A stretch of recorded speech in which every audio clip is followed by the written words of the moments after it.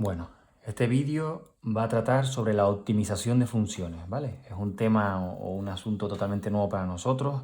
Vamos a intentar tratarlo de la manera más clara, ¿vale? A la conclusión del vídeo, como ustedes lo vean, me comentarán si lo ven bien, si no lo ven bien y, y lo pueden ver tantas veces sean necesarias, ¿vale? Ahora es un poquito teórico lo que les voy a explicar, igual es un poco pesado, con los ejemplos se va a entender todo mucho mejor, ¿vale?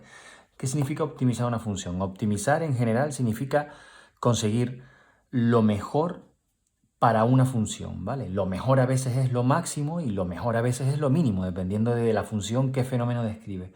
Si estamos hablando, por ejemplo, de una función que describe los beneficios de una empresa, lo mejor que puede ocurrir para los beneficios de una empresa es conseguir el máximo beneficio. Entonces, optimizar la función beneficio significará calcular los máximos de esa función, ¿vale? Si lo que queremos, por ejemplo, es optimizar los gastos de una empresa, optimizarla, lo mejor para esos gastos es que sean lo mínimo posible. Entonces, optimizar la función gastos de una empresa será conseguir el mínimo. Resumiendo, optimizar una función es averiguar el valor que hace máximo o mínimo la función. Y da igual si es máximo o mínimo. La manera de calcularlo es la misma, ¿vale? Lo primero que tenemos que tener en cuenta es que todo empieza con un problema, ¿vale? Un problema con su enunciado, un problema de la vida real. A veces es más aplicable, otras veces es más artificial, pero siempre arranca todo con un problema. Lo que tenemos que hacer después del problema es sacar una función f de x, ¿vale? Que es modelizar el problema. Cuando ya tengo la función f de x, esta es la que voy a intentar optimizar, ¿vale? Dependiendo del problema, a veces será conseguir el máximo, a veces será conseguir el mínimo y la manera de conseguirla es la misma. Lo que tenemos que tener claro es que en las condiciones del problema siempre se va a definir la función f de x en un intervalo AB, ¿vale? Puede ser un intervalo AB de dos valores reales, puede ser un intervalo abierto, AB, puede ser un intervalo A más infinito, las situaciones pueden ser distintas, ¿vale? Lo más usual, lo más cómodo es que siempre sea un intervalo AB, como este, cerrado. Pero si es cualquiera de estas también se puede trabajar y se va a hacer de la siguiente manera, ¿vale? La primera situación que podemos tener, la situación A, es que es la más sencilla, es que la función esta f de x que hemos sacado del problema sea derivable en todo el intervalo AB, ¿vale? Si tenemos esa situación, perdona, derivable. Si tenemos esa situación en la que es derivable en todo el intervalo AB, lo que tenemos que hacer es muy sencillo. Una vez sacada esta función, que a veces es lo más difícil del problema, es sacar la función, cuando ya la tenemos sacada tenemos que calcular su derivada, f', y la igualamos a cero. Cuando yo la igualo a cero, lo que voy a hacer es calcular raíces de esta f', no de la f, de la f', ¿vale? Y esto, si recuerdas, se llamaban puntos singulares. Puntos singulares, que ya lo dimos en el tema anterior, ¿vale? En la parte anterior del tema.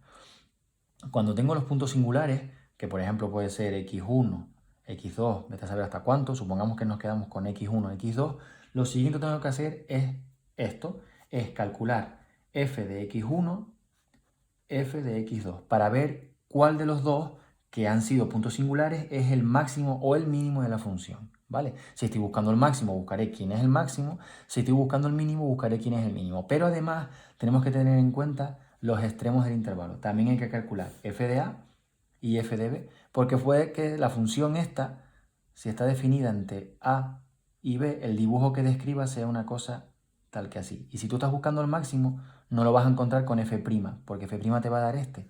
Y puede que el máximo esté en uno de los extremos. Entonces, resumiendo, calculamos la función.